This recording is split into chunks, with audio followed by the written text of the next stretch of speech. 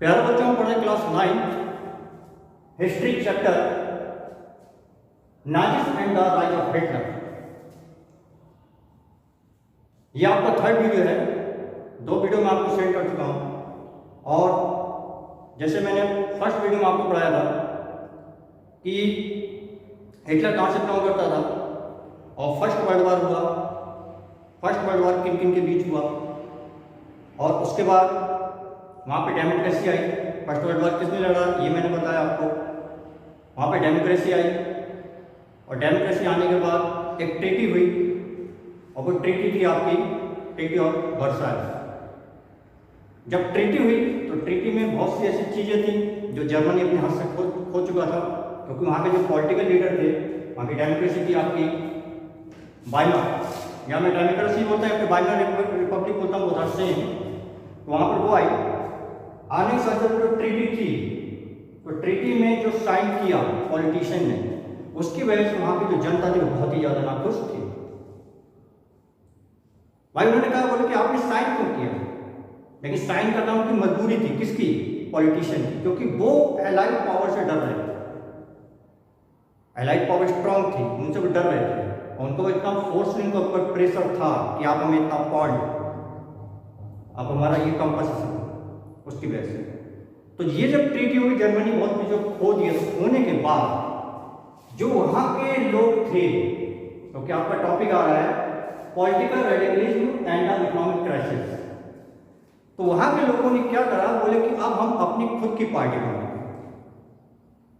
बोले नहीं, ये जो वाइमर है, वाइमर रिपब्लिक है, इसने तो हमको खोखला कर दिया, देश को खोखला कर दिया, बोले हम अपनी खुद की पार्टी है। तो उन्होंने जो पार्टी बनाई, पार्टी क्या? स्पार्टकिस्ट लीग।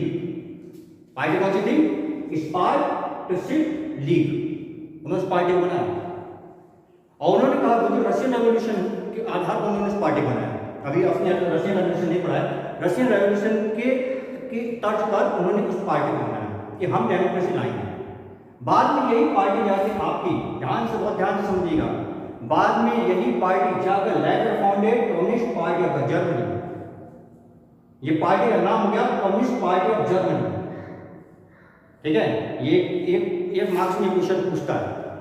अब जब ये चीज हो रहा है, जब ये आपकी पार्टी बन गई, अब देखिए यहां क्या बात है कि जो वाइमर रिपब्लिक थे, people were not happy with Weimar republic, socialist democrats Catholic supported to the Weimar republic meet in Weimar. अब इन्होंने क्या करा, ये जो सोशलिस्ट डेमोक्रेट्स थे, ये लोग क्या हुआ, वाइमर में इन्होंने मीटिंग की, बोले कि इनको रोकना है। कौन बोले? वो पॉलिटिशियन जिन्होंने साइन कर दिया था, बोले इनको रोकना पड़ेगा। बोले क्योंकि अगर हम इनको नहीं रोकेंगे तो ये हमारे लिए बहुत ज्यादा घातक, बहुत ज्यादा खतरनाक, डेंजर है। बस नहीं। अब इसी को देखते हुए ये डर गए, ये इनसे डर गए, तो इसी को देखते हुए crush the uprising of the Spartacist League with help of war veterans organization called the free cause. जो फर्स्ट वर्ल्ड वार में सैनिक युद्ध लड़े, जो फर्स्ट वर्ल्ड वार में सैनिक युद्ध लड़े, इन लोगों ने क्या करा, इन पॉलिटिशियनों ने उनकी हेल्प मांगी कि भैया आप हमारी मदद करो, वरना ये हमारा जीना दुश्वार कर दो, ये हमें जीने नहीं देंगे। तो इन्होंने कहा, जो वार वेटर्स थे, वार वेटर तो बोले ठीक है हम आपकी हेल्प करेंगे, और फर्क पड़ा भी। ये जो थोड़ा सा जो आपका जो इसके खिलाफ, जो उनके खिलाफ जो कलर, ये थोड़ा सा डाउन पड़ा। डाउन करने के बाद अब यहां पर क्या हुआ, स्पार्टकिस्ट लीग और आपका वाइमर रिपब्लिक, दोनों के बीच में कहता है clash between socialist and communist. Communist ही है, सोशलिस्ट ही है, इन दोनों के बीच में क्या हो गया, आपका डिस्प्यूट, लड़ाई हुई। अब जब लड़ाई हुई तो communist and socialist henceforth became the irreconcilable enemies and could not make common cause against Hitler। अब यहां पर बात आई कि ये जो लोग दोनों थे, इरिकंसिबल क्या है, जानी दुश्मन, बहुत बड़े दुश्मन थे, इसी का फायदा उठा रहा था। अब देखिए यहां पर शब्द आ गया हिटलर। हिटलर, इन्हीं दोनों की लड़ाई का फायदा उठा रहा है हिटलर। अभी आया नहीं, इसी का फायदा उठा रहा था हिटलर। बोले तुम लड़ो, और वो देख रहा है, वो सब कुछ देख रहा है, वो सब कुछ देख रहा है कि क्या हो रहा है। अब यहां पर क्या बात है, both revolutionary, both this and this, ये जो थे and militant nationalist crack of the radical solution, इन्होंने क्या करा। अब यहां पर बात भी आ गई, बोले नहीं ऐसे काम नहीं चलेगा, बोले खून खराबा तो करना पड़ेगा। आपका क्या है ये क्रैक रेडिकल सॉल्यूशन, कि हमें खून खराबा, और खून खराबा हुआ भी। इन्होंने इनको मारा, इन्होंने इनको मारा। अब जर्मनी में खून खराबा चालू हो गया। हिटलर देख रहा है, हिटलर देख रहा है। तो यहाँ पर जो बात आई पॉलिटिकल रेडिकलिज्म में, यहाँ पर पार्टी बन गई, इस पार्टी से लीग, बाद में इसी का नाम जाके आपका हो गया कम्युनिस्ट पार्टी ऑफ जर्मनी। तो ये टॉपिक है, टॉपिक यहीं पे कंप्लीट हो रहा है। नेक्स्ट टॉपिक जो आपका आ रहा है, वो नेक्स्ट टॉपिक इज कमिंग, वो है आपका इकोनॉमिक क्राइसिस। हमने टॉपिक जो था आपका पॉलिटिकल रेडिकलिज्म, वो हमने कंप्लीट कर लिया, और अब इसके बाद आ रहा है जो टॉपिक है वो आपका दिया गया इकोनॉमिक क्राइसिस, कि जर्मनी जब वर्ल्ड वार हुआ, तो वर्ल्ड वार होने की वजह से आपको वहाँ पे इकोनॉमिक क्राइसिस आई। अब इकोनॉमिक क्राइसिस में हुआ क्या, क्योंकि आप जानते हैं कि ट्रीटी ऑफ वर्साइल्स में उन्होंने साइन कर दिया कि आपको ये देना है, आपको वो देना है, और उन्होंने साइन कर भी दिया। बोले ठीक है हमने दिया, क्योंकि क्या था, क्योंकि जर्मनी जो था वो एलाइड पावर से डर रहा था कि अगर हम नहीं देंगे तो हमारे ऊपर अटैक हो जाएगा, जिसकी वजह से वहाँ पे क्या हुआ इकोनॉमिक क्राइसिस। तो इकोनॉमिक क्राइसिस में जैसे आपका कह रहा है, according to the guilt clause to the world war first, Germany had to pay the reparation 6 million pound, 6 million pound, वो भी किस रूप में, नॉट इज कैश, गोल्ड। बोले हमें 6 बिलियन पाउंड चाहिए, वो भी गोल्ड के रूप में। जर्मनी सॉफ्ट, ठीक है। अब यहाँ पर बात आई कि this depleted gold resource at time resource where the scarce, gold जो था जर्मनी में जितना गोल्ड था उसने दे दिया। अब उसके पास ये जो रिसोर्स था किसका, गोल्ड का, वो खाली हो गया। अब वो टेंशन में कि हम दे तो दें कैसे, और ना देने की वजह से वो परेशान हो गया कि अगर हम नहीं देंगे तो कहीं हमारे पर दोबारा से हमला ना हो जाए। इसी को देखते हुए एक समय ऐसा आया कि जर्मनी ने 1923 इन 1920 जर्मनी रिफ्यूज टू पे, जर्मनी बोला तुम्हें जो करना है कर लो, हम नहीं पे करेंगे। और समझ में आई, बोले हमारे पास है ही नहीं पैसा, गोल्ड है ही नहीं, हमने अब तुम्हें जो करना कर लो। 1923 में जर्मनी बोल दिया, किससे, एलाइड पावर से। बोल तो दिया लेकिन बोलना उसको महंगा पड़ा। वहाँ पर था आपका कंट्री एलाइड पावर की, एक कंट्री थी वो थी फ्रांस। फ्रांस बोला कैसे नहीं पे करोगे भाई, हमें तो कंपनसेशन चाहिए, कैसे, एनी हाउ, आप कैसे भी दो, हमें तो अपनी भरपाई पूरी। तो उसने क्या करा, जब उसने जर्मनी ने रिफ्यूज कर दिया कि हम नहीं देंगे, तो फ्रांस ने क्या करा, जर्मनी का एक बहुत ही आपका प्रोडक्टिव एरिया था कोले का, उसका नाम था रूर।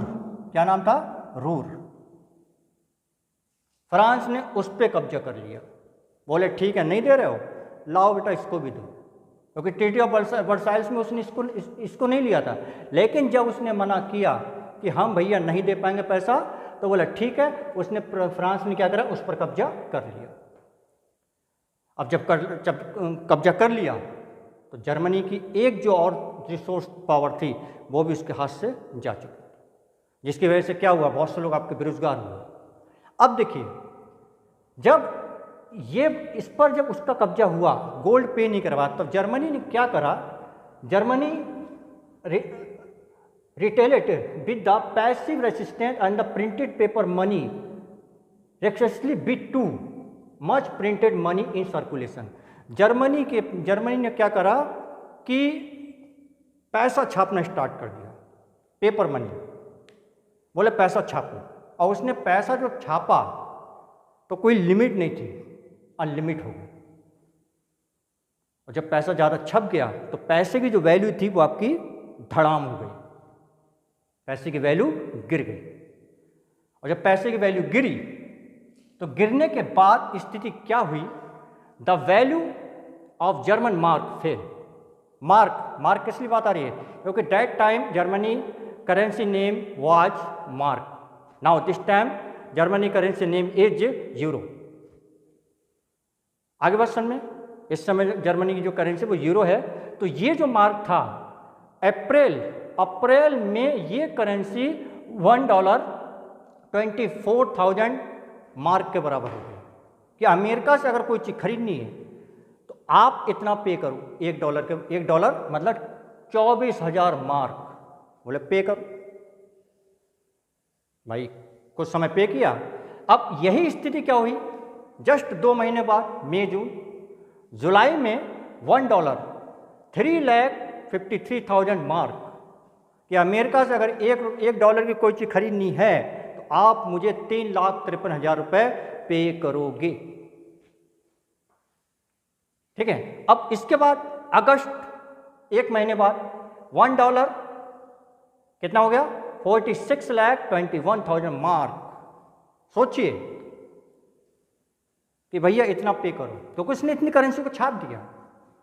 बोले आओ, जिसकी वजह से क्या हुआ कि mark collapsed, prices of the goods skied, जिसकी वजह से क्या हुआ, जर्मनी में हाइपर टेंशन आ गया, जर्मनी में हाइपर टेंशन फैल गया। आपके बुक में एक पिक्चर दी गई है, उस पिक्चर को ध्यान से देखिएगा कि जब ये इतना रेट डाउन हो गया तो एक उस पर दिया गया बैलगाड़ी पर कुछ लोग आपके बैग बोरे में पैसों को भर के लेके जा रहे हैं, बोरे में। और क्या खरीदने जा रहे हैं मालूम? गोल्ड खरीदने नहीं जा रहे हैं, पाव रोटी का एक टुकड़ा खरीदने जा रहे हैं। उस बैलगाड़ी पर जो पैसा रखा हुआ है, 1 बोरी, 3 बोरी, 10 बोरी, ध्यान से पिक्चर को देखिएगा, तो वो क्या खरीदने जा रहा है? पाव रोटी का एक टुकड़ा। वो स्थिति हो गई। इस स्थिति को देखते हुए आपका एलाइड पावर की एक कंट्री और थी, उसका नाम था यूएसए, अमेरिका।